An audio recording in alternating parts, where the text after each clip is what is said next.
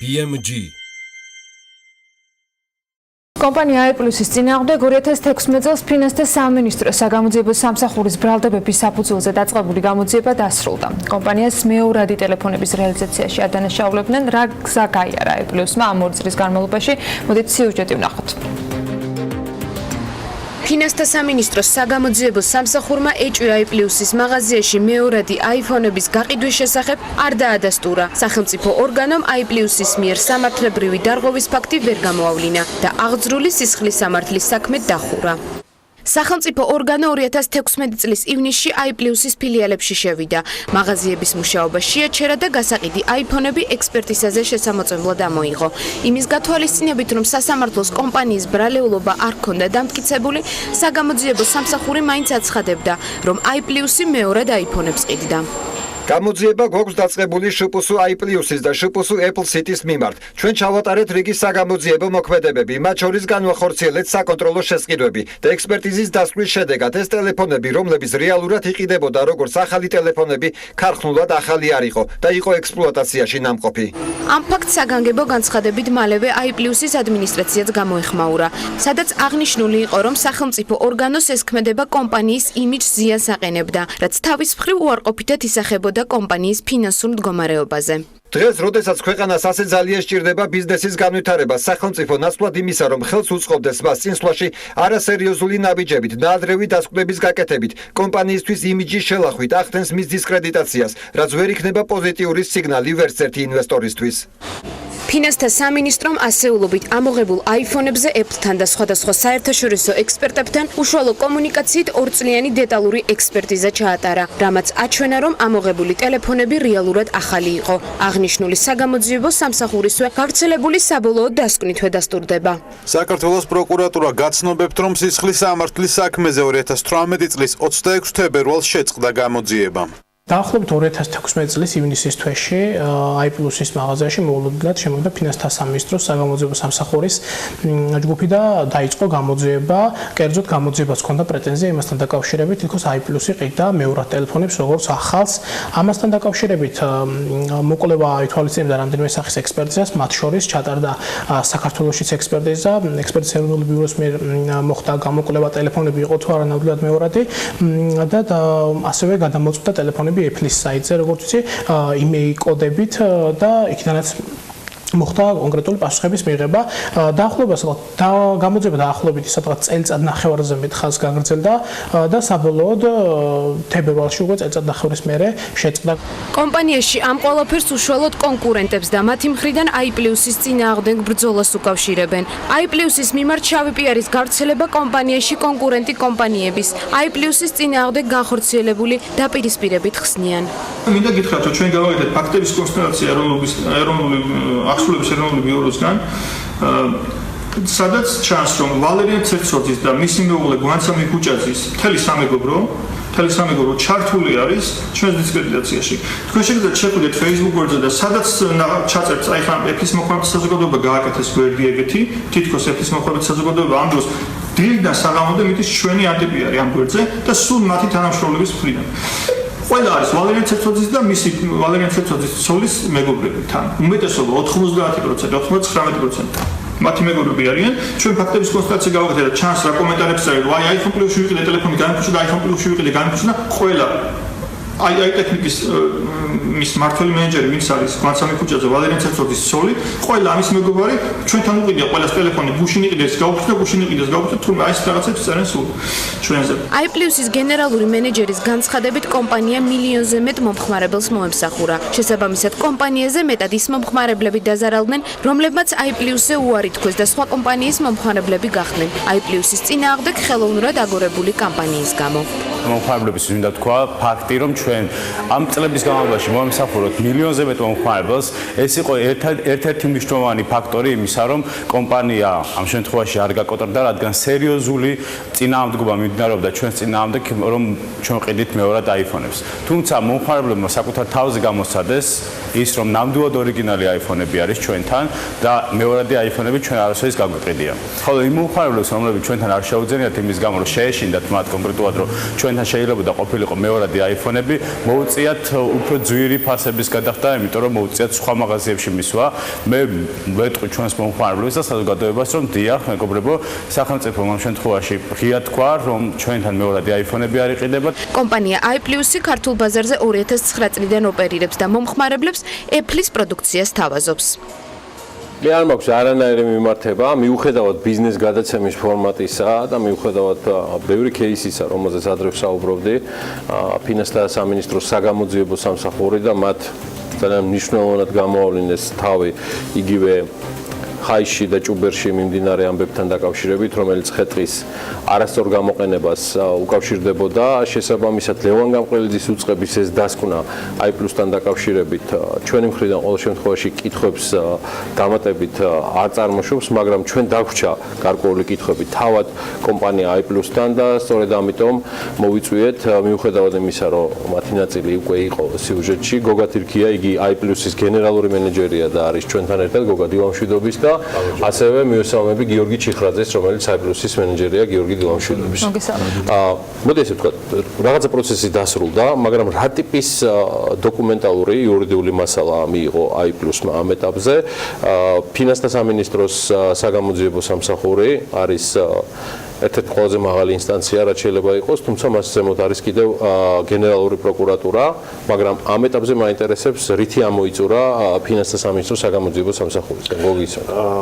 ბატონ გიორგი, პირველ რიგში რაც მაყურებელს პირდაპირ შემეძლია უთხრა, რომ სპეკულაცია, რომ iPlus-ში იყიდება მეორადი iPhone-ები, ეს უნდა დასრულდა, რადგან მე ხელში მიჭირავს საქართველოს მთავარი პროკურატურის მიერ მიღებული გადაწყვეტილება, სადაც ღიად შავი თეთრზე წერია, რომ დასრულდა მოკვლევა ამ საქმესთან დაკავშირებით, ეს იყო ბლეფი და რეალურად iPhone Plus, იგივე iPlus არასოდეს გაუყიდია მეორადი iPhone-ები. ანუ ეს ნიშნავს, რომ ჩვენ ყოველთვის ყიდდით ახალ მოწყობილობას, ცხადია, ეხაც ასე გრძელდება. ფინანსთა სამინისტროს საგამოძიებო სამსახური შევიდა iPlus-ში 2016 წელს. 2016 წელს მან ჩვენი მაღაზიებიდან ამოიღო მოულოდნელად, ანუ ამოიღო საკმაოდ დიდი რაოდენობით ასეულობით iPhone-ი. ამის გადამოწმობა მოხდა Apple-ის ექსპერტების მიერ, სხვათა შორის ჩართული იყო ამერიკელი ექსპერტები ჩემი ინფორმაციით. ეს ცხადია გადამოწმდა სამხარაურის ექსპერტიზის ეროვნულ ბიუროში. მოხდა იმეი კოდების ამ შემთხვევაში გადამოწმება. ჩვენგან ამოღებული იქნა ყველა ტიპის საბუთი, რომელიც იყო ამ შემთხვევაში ნასყიდობის ხელშეკრულებები და ასე შემდეგ. მომხმარებლების მიმართ მოხდა საგამოძიებო სამსახურის თანამშრომლების მიერ დაკავშირება, არც ერთი ფაქტი არ გამოვლინდა, რომ iPlus-ი ყიდდა მეორად iPhone-ს. ეს ნიშნავს, რომ სპეკულაცია, რომელიც ამ წლების განმავლობაში ინტერნეტ სივრცეში თუ მედიაში გავრცელდა, რომ iPlus-ი ყიდდა მეორად iPhone-ს, ოფიციალურმა უწყებამ არ დაადასტურა და მე კიდევ ერთხელ ხელში ვამბობ, რომ ხელში მიჭირავს ეს დოკუმენტაცია, რომელიც ამის შესახებ ღიად შავი თეთრზე წერია. ანუ ასრულებს იდეაში უკვე ამ თემას. ასრულებს ამ თემას და ნათელს ფენს, რომ ჩვენთან არც ეხლა ცხადია და არც მაშინ, არც არასოდეს მეორადი iPhone-ები არ გაყიდულა. ეს ჩვენ საზოგადოებას მინდა კიდევ ერთხელ უთხრა გიორგი, ამას თქვენს კითხვასთან დაკავშირებით და თქვენც კი პასუხობთ, რომ კონკრეტულად ეს кейსი, რომელიც არის ჩვენს წინააღმდეგ, ზოგადად ბიზნესისთვის ესეთი მდგომარეობა სხვა შორის არ არის კარგი, ცხადია არ არის კარგი, იმიტომ რომ ჩვენ ამის გამო იმიჯის კუთხით შეგვექმნა რაღაც ტიპის რეპუტაციული მდგომარეობა, მაგრამ ერთადერთი ყველაზე დიდი პლუსი, რაც კრიზისში გადაიზარდა ეს მდგომარეობა კომპანიის კრიზისში, ეს იყო ის მომხმარებლები, რომლებიც ჩვენ გვყავს. ეს არ არის ლოიალურობაზე არანაირი გავლენა არ მოუხდენია. ის, ვინც iPlus-ში დადიოდა, აგრძელებს რაღაც დოზით ცხადია მაინც მოახდინა. ცხადია, იმიტომ რომ როდესაც სახელმწიფო უწყება და როდესაც მედიაში ვრცელდება ინფორმაცია, რომ iPhone Plus-ში მეორადი iPhone-ების ამოღების ფაქტზე საგამოძიებო სამსახური შევიდა, ცხადია ეს აისახებოდა რაღაც ნაწილზე. თუმცა ჩვენ მომსახურებთ მილიონზე მეტ მომხმარებელს და მათ ჩვენი სერვისი გამოსცადეს, ნახეს როგორი ტიპის მომსახურება გვაქვს. როდესაც მაგალითად თქვენ ამ შემთხვევაში პირობითად იძენთ ტექნიკას კომპანიაში, თქვენ უშუალოდ ხართ მომსწრე და თქვენ როდესაც პირველი პირი ხართ, ნაკლებად იჯერეთ მესამე პირის ინფორმაციას, თუნდაც ეს იყო სახელმწიფო უწყება. თუმცა არიან ადამიანები, რომლებიც არ მოსულან, არ მიუღიათ იმ პერიოდში მომსახურება ჩვენგან. ახალი კლიენტების შეძენასთან დაკავშირებით გავლენა სავარაუდოდ რაღაც ნაწილზე ექნებოდა. თუმცა ამ პერიოდის განმავლობაში მინდა ეს ამის შეფასება რთულია, როდესაც საუბრობთ უკვე ბრენდის იმიჯზე და ასე შემდეგ, მაგრამ მინდა კითხოთ ფინანსურად თუ დათვალეთ, თუ გაქვთ უკვე კონკრეტული რიცხვები, რა ზარალი მოგიტანათ ტექნიკის ამოღება და 2 წლის შემდეგ მისმა დაბრუნებამ რეალურად მხოლოდ მას შემდეგ, რაც საგამოძიებო უწყებამ დაასრულა მოკვლევა და კონკრეტული შედეგიც დღეს გვაქვს. კი. ამასთან გიორგი ანუ ზუსტად ასე ციფრების განსაზღვრა ცოტა რთულია, ეს რადგან ცოტა აბსტრაქტული თემა არის, რომ რამდენი ადამიანი დაგვაკარგენა ამ განცხადებამ. ამის შეფასება შეუძლებელი არის, თუმცა დაახლოებით გვაქვს წარმოდგენა, ჩვენ მივიღეთ რამდენიმე სახის ზიანი. პირველი იყო ის, რომ როდესაც შემოვიდა სახელმწიფო უწყება, ჩვენ გავჩერდით. მაშინ ჩვენი მაღაზია არ მუშაობდა, შესაბამისად მომხმარებლებს ვერ ემსახურებოდით. მეორე ზიანი, რაც მივიღეთ, იყო ტელეფონები, რომელიც მთლიანი მარაგი წაღებული იყო, 100-ზე მეტი ტელეფონი იყო წაღებული, რომელიც იმ დროს იყო საკმაოდ მაღალი თანხით შეფასებული, დაახლოებით 1600-დან 2000 ლარამდე იყო დიაპაზონი, ცალი. და ესეთი ტელეფონი ჩვენ რეალურად 100 ცალი დავკარგეთ მარაგიდან. ნუ შემდეგ რა თქმა უნდა დაგვიბრუნეს, მაგრამ ეს გამოღებული იყო და შემოღებული იყო. შესაბამისად, როდესაც აი მომხმარებელი მოდიოდა, ფიზიკურად არ ქონდა ტელეფონი, იმისთვის მიგვეცა. ამიტომაც აი მახსოვს იყო ესეთი მომენტები, რომ ჩვენც ვეუბნებოდით, რომ დაეტოვებინათ თავისი ნომერი, თვითონ თავის ინიციატივითაც გვიტოვებდნენ ნომერს, როდესაც სტოკი შევსებოდა, მოდიოდნენ და სამსად ყიდულობდნენ. და მესამე ზიანი, რომელიც ჩვენ მივიღეთ, იყო ის, რომ როდესაც ეს ტელეფონები დაგვიბრუნეს, მოგეცნებათ ტექნიკა ისეთი რამე არის, რომ შეიძლება ეს წელს ახალი შესაძლებლობა. და როდესაც ეს ტელეფონები დაგვიბრუნეს, თუ საბაზრო ღირებულება მაშინ იყო 1600 ლარი, სიტყვაზე ამბობ. ეხლა 400 ლარადაც კი შეიძლება ვერ გაყიდო, როდესაც 2 წელი გავიდა თითქმის. შესაბამისად, ნუ ამის უკვე ციფრებში გაზომვა შეიძლება და საკმაოდ დიდია, 60-70% კი შეიძლება ყოფილიყო, მაგრამ ის ზიანი, რომელიც ჩვენ იმიჯის კუთხით მოგვადგა, ეგ უფრო დიდი ზიანი იყო, ვიდრე ეს სადღაც 60-70%, რომელიც იმ ტექნიკის ფასიდან დავკარგეთ. გოგა რაღაც გამოდება. წლების განმავლობაში სხვა შორის თქვენ ამ შემთხვევაში იცნობთ ჩვენს პროდუქციას და შესაბამისად ამ მიმართულებით უმეტესობა ამ შემთხვევაში საზოგადოების დიდი ნაწილი, საკმაოდ დიდი ნაწილი, მით უმეტეს, რომელიც არის მედიაში, კარგად უყურებდა მიმდინარე მოვლენებს და როდესაც ხდებოდა მუდმივი აპელირება ამასთან დაკავშირებით, ცხადია ეს იმიჯზე დაარტყამდა კომპანიას. ერთადერთი კიდევ ახსენებ, რომ მომხმარებლების მიერ კარგმა ჩვენს მიერ კარგმა მომსახურების გაწევამ, ეს იყო ერთადერთი მიზეზი, რის გამო ჩვენ კრიზისში არ აღმოჩნდით. მხოლოდ ერთადერთი მიზეზი. სხვა შორის მინდა აღვნიშნო, გიორგი, რომ ჩვენ რამდენჯერმე ვიყავით თქვენი გადაცემის სტუმარი და მან საუბრობდით ხოლმე იმ ახალ მომსახურებებთან დაკავშირებით ჩვენ არ გავჩერებულ ვართ, იმიტომ რომ მიუხედავად იმისა, რომ პარალელურად მიმდინარეობდა ჩვენ დისკრედიტაციის კამპანიები, ჩვენ ვაუმჯობესებდით მომსახურებებს.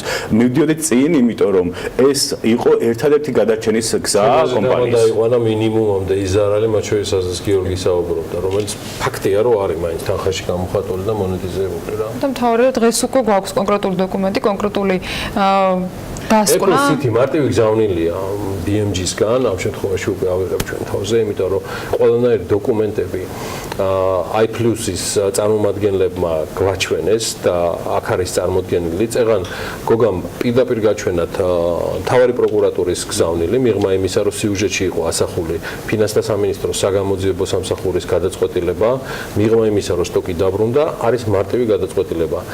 iPlus არც ერთ ეტაპზე ოპერირებისა ამ კომპანიას არ გამოუყენებია iPhone-ის მეორადი აპარატურა. ანუ საუბარი არის ტელეფონებზე, ამ კონკრეტულ შემთხვევაში, თუმცა დარწმუნებული ვარ, ეს ყველაფერზე ვრცელდება ამ შემთხვევაში. თქვენ სიახლეების გექნებათ რაღაცა გოგა. დარწმუნებული ვარ ამის გარდა და მოდი ამ თემას ნუ გავუშვებთ ხელიდან ამ შანსს, რომ ამაზე არ ვისაუბროთ. სხვა შორის ეს ამბავი მეორადი iPhone-ები რო არ იყიდება, ეს ექსკლუზივი არის, თქვენი პირველად გავიდა თქვენი ეთერის მეშვეობით, ანუ მაყურებელი პირველად გებულობს ამ ინფორმაციას, რომ ფინანსთა სამინისტროს საგამოძიებო სამსახურმა დაასრულა დასკვნა ამ თემასთან დაკავშირებით სიახლე ეს ექსკლუზივია და მინდა აღნიშნო რომ სხვა შორის შაბათს გასულ ერთი კვირის წინ გავიდა სიუჟეტი რომელიც კავშირში იყო ამასთან დაკავშირებით ჩვენ კონკურენტებს უკავშირებთ ამ ფაქტს უბრალოდ არ გვინდა ღრმად შესვა ამ თემასთან დაკავშირებით თუმცა ცხადია ყველასთვის რა მოხდა როგორ მოხდა რუსთავის სიუჟეტშიც ბოლო რაღაც ფაქტი გამოვლინდა უბრალოდ მე არ მინდა ამ ეთერში ვისაურო ამასთან დაკავშირებით გარდა ამისა გარდა ამ ფაქტისა რომელიც აბსოლუტურად მნიშვნელოვანი თემა არის ჩვენთვის იმიტომ რომ ეს გვინდა რომ ყველა ამ შემთხვევაში მომხმარებელს მაყურებელს უთხრათ მივაწოდოთ გვაქვს ცხადია ჩვენ სიახლეები იმიტომ რომ სიახლეების გარეშე კომპანია უბრალოდ ვერ განვითარდება ჩვენ ვართ კომპანია რომელიც 9 წლის მანძილზე 2009 წლიდან უბრალოდ ვართ პირველები და თუ თქვენ ნახავთ გიორგი აი თუნდაც ბანკო სფეროში თუნდაც სხვა სფეროებში იცვლებოდა პირველი ადგილები ყოველთვის იცვლებოდა ჩვენ ვართ ერთ-ერთი კომპანია ერთ-ერთი კომპანია ცხადია სხვაებიც იქნებიან რომელიც ამ ბაზარზე ყოველთვის ინარჩუნებს პირველ ადგილს მიუხედავად ამ ხელაუზარმაზარი იმიჯის რყევისა რომელიც ხდება ამ შემთხვევაში კონკურენტების თუ ასე შემდეგ სხვადასხვა მესამე მხარის მხრიდან ჩვენი პლუსი არის ჩვენი გუნდი მოტივირებული გუნდი რომელიც ჯერა რასაც აკეთებს ჩვენი ამ შემთხვევაში პლუსი არის ბაზარზე მარკეტინგზე ის რომ ჩვენ მომხმარებელთან ვართ ღია პირდაპირ ვესაუბრებით მათ და არასოდეს არ შეყვავს არც მარკეტინგულ ხაფანგში თითქოს და რაღაც ინფორმაცია მივაწოდოთ რომელიც თითქოს მომხმარებელი მოტყუდება იმიტომ რომ ძალიან მარტივია ამ შემთხვევაში როდესაც ტექნიკაზე არის საუბარი რაღაც დონეზე მომხმარებლის ინფორმაციის შეყვანა თუმცა ეს ასე არ ხდება და ეს არის ჩვენი პლუსი გულწრფელობა და თანამშრომლების მუშაობა რომლებიც ჯერათ რას აკეთებენ ღიაობა მეც კი მაჯობა ისე ჩაკმა საიტის გენერალურმა მენეჯერმა ბოლოს ველოდებოდი რომ აი სტივ ჯობსი აი აქ დაიბადა მაგრამ ყველა შემთხვევაში მე მართლა მახარებს ვალიდაცია იმ თემისა აი ამ ფორმით როგორიც რეალურად მოხდა და ამიტომ მინდა კიდევ ერთხელ აიპლუს მიულოცო გოგა თირქიას მიულოცო გიორგი ჭიხრაძეს გოგა გახლავთ აიპლუსის ვინც არის გენერალური მენეჯერი გიორგი კი აიპლუსის მენეჯერი და იმ მომხმარებლებს რომლებიც განსაკუთრებული ლოიალობით გამოირჩეოდნენ მთელი ამ პერიოდის განმავლობაში გილოცავ ჩემო ბატონო და იმათაც კი ვინც აიპლუსის მომავალი კლიენტები და მომხმარებლები გახდებით წინ დიდი სიამოვნება გელით. მადლობა მეგობრებო. უცებ 2 სიტყვა შეგვიძლია დავამატო. რატო არ გამიჭირდა? უცებ ვიტყვი რომ მათ ჩვენ სხვა შორის პროექტი გვაქვს ამასთან დაკავშირებით ჟურნალისტებს და არა მარტო საზოგადოების წევრებს ჩვენ ვუხსნით აიპლიუსის კარს ეს იმას ნიშნავს თქვენ შეგიძლიათ ბექში შემოხვიდეთ უბრალოდ ჩვენს მეილზე info@iphone+.gz-ზე გამოგიგზავნეთ ეს მოთხოვნა რომ თქვენ გნებავთ რომ ამ შემთხვევაში მოახდინოთ აიპლიუსის დათვალიერება და შიდა სამზარეულოს გაცნობა ან 219-60-60 დაგიკავშირდეთ ჩვენ აუცილებლად გამგეხმაურებით და შეგიძლიათ დაგათვალიერებინოთ აბსოლუტურად ყველა ის ჩვენ სამუშაო პროცესი რომელიც ზოგადად შიგნიდან გარედან არ ჩანს